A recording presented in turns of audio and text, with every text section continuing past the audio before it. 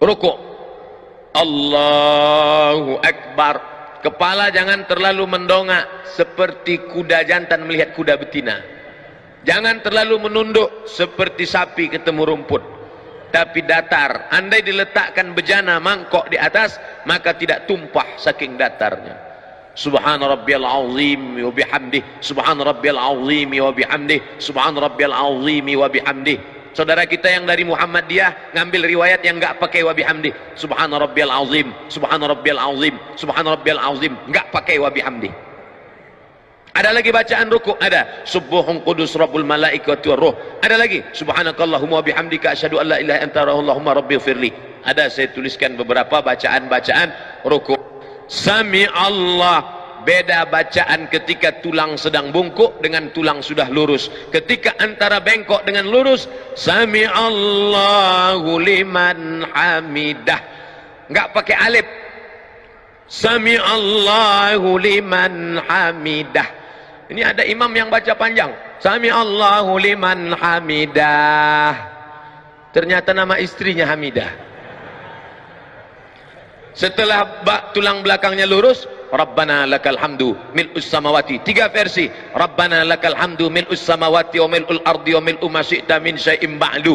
Sedangkan mazhab Bali pakai riwayat yang pakai wa. Sami Allahu liman hamidah. Apa kata mubaligh di belakang? Itu yang pakai mikrofon di belakang tadi namanya mubaligh. Dari kata balagha yuballighu tablighan, muballigh yang menyampaikan suara ke belakang. Sami Allahu liman hamidah. Rabbana walakal ham.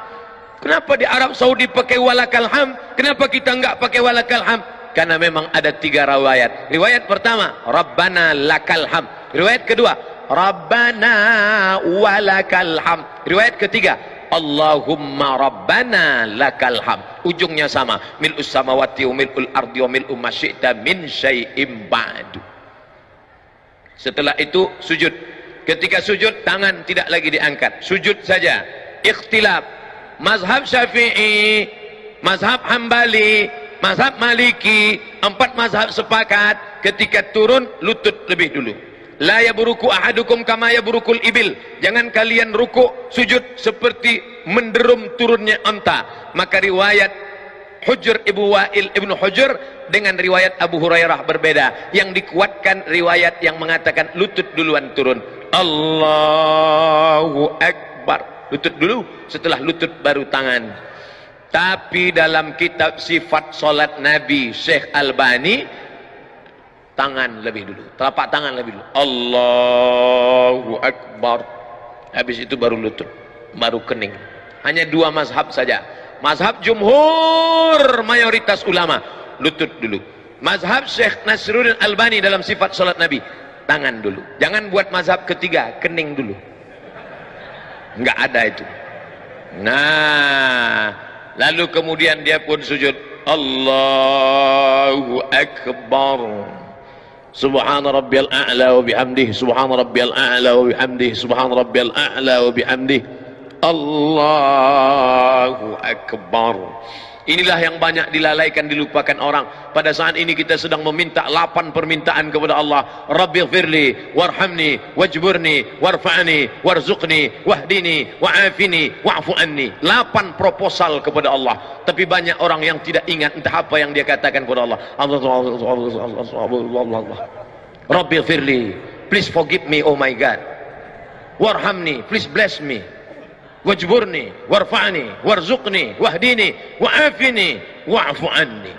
Khusyukkan kepada Allah Subhanahu wa taala. Kita sedang bersimpuh di hadapan Dia yang menciptakan presiden dan wali kota, yang menciptakan segala makhluk, raja-raja. Kita bukan bersimpuh di hadapan penguasa, tapi di hadapan yang maha kuasa. Ya dzal jalali wal ikram, ya fa'alul lima yurid, ya man qada amran innama yaqulu lahu kun fayakun.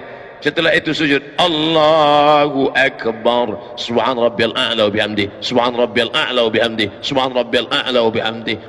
Ketika akan bangkit bangun naik ke atas, maka dianjurkan jilsatul istirahah. Jangan langsung bangun, tapi duduk istirahat. Allah. Ini yang disebut duduk istirahat.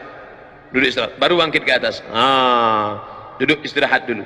Setelah duduk istirahat, sunnah hukumnya, barulah bangkit bangun ke atas. Ketika bangun ke atas, wa ya'tamidu ala rahatihi, Nabi bertumpu kepada telapak tangan. Ya'tamidu ala rahatihi, bertumpu kepada telapak tangan. Allah, tumpu telapak tangan. Tapi tadi saya melihat Ustadz Arifin bertumpunya tidak dengan telapak tangan, tapi dengan tangan. Loh, berarti Ustaz ngelihat? Iya, mata saya kan terbuka. Waktu bangun bertumpu begini. Itu riwayatnya apa? Itu hadis, namanya hadis al-ajin. Ajana, membuat adonan tepung gandum. Orang Arab kalau buat tepung gandum itu dicampur pakai minyak samin, minyak sapi. Nggak bisa gini. Kalau gitu bakwan. Tapi buat adonan tepung gandum gayanya gini. Oh, gitu. Karena dia kental sekali. Maka ketika dalam hadis kal-ajin, bangun seperti orang yang buat adonan tepung gandum, maka bangunnya begini. Ikhtilaf. Yang satu mengatakan wa ya'tamidu ala rahatihi. Yang kedua mengatakan, Ustaz pakai yang mana? Saya pakai ala rahatihi.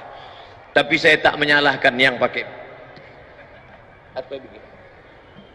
Tapi yang unik pendapat Syekh Ibn Utsaimin, ulama Saudi Arabia.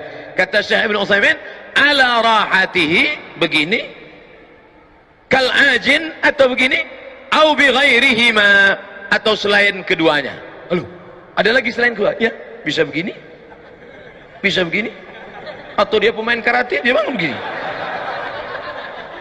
Ini masalah bukan rukun, bukan syarat, bukan sunat. Bukan rukun, bukan syarat, bukan sunat.